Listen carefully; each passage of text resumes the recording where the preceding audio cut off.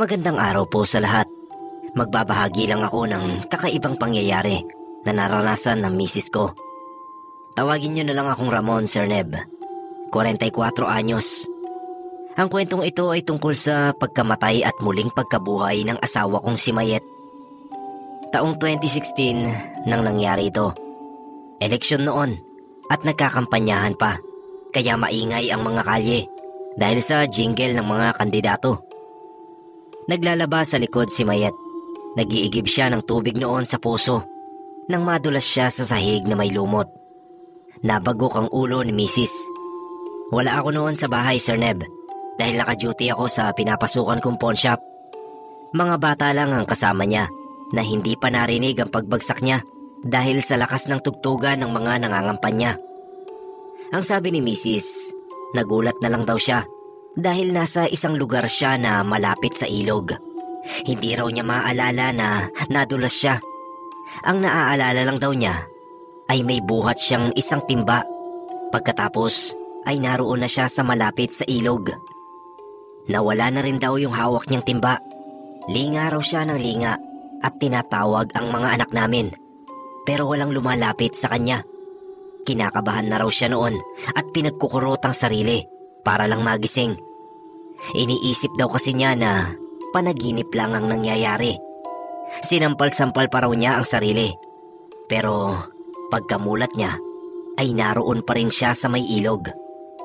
Nagdasal daw siya kung ano man ang nangyayari sa kanya ay matapos na para makabalik na siya sa amin. Ang iniisip daw niya ay ang mga anak namin. Baka raw hinahanap na siya dahil magtatanghalian na noong huli siyang tumingin sa relo. Alalang-alala na raw siya, kaya dasal na siya ng dasal. Mula raw doon sa isang dulo ng ilog ay may lumabas na bangka. May babae raw na kalbo pero maganda. Mahaba ang tenga dahil sa malaking hikaw na bilog. Yung hikaw daw ng babae ay isang dilaw at isang asul na napakaliwanag. Lumapit daw sa kanya yung bangka ng babae at pinasakay siya. Sabi raw noong babae ay ihahatid na siya. Sumakay naman daw siya agad at nagkwento na kailangan na nga niyang makauwi dahil hindi pa kumakain ang mga anak namin. Tumawa raw yung babae sabay turo sa isang hilera ng mga puno. Yung mga puno raw ay pabilog. May malalaking ugat na siyang nakabilog. 5 raw yung ganoon. Sabi ng babae sa kanya ay pumili siya ng isa sa mga bilog at doon siya dumaan para makarating sa dapat niyang puntahan. Nagtanong raw siya kung saan ang pauwi sa amin, pero hindi sumagot yung babae. Matagal daw siyang tumitig doon sa mga bilog hanggang sa may marinig siyang tugtog doon sa pang-4 na bilog. Pamilyar daw kasi yung jingle ng kandidato na nagmumula roon. Naisip niyang doon ang pauwi sa amin, kaya doon siya pumasok.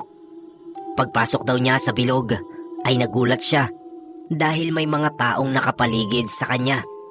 Buhat na raw siya at sinakay sa owner noong kandidato na nangangampanya. Yun nga yung naririnig niyang jingle. Nagulat siya, pati yung mga tao.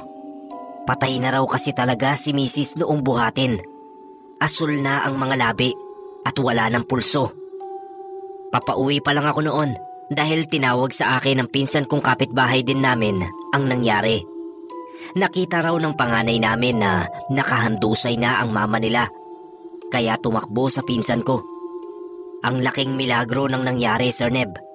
Kung hindi dahil sa malakas na jingle ni Consi, wala na ang misis ko. Yun kasi ang nagturo sa kanya ng daan.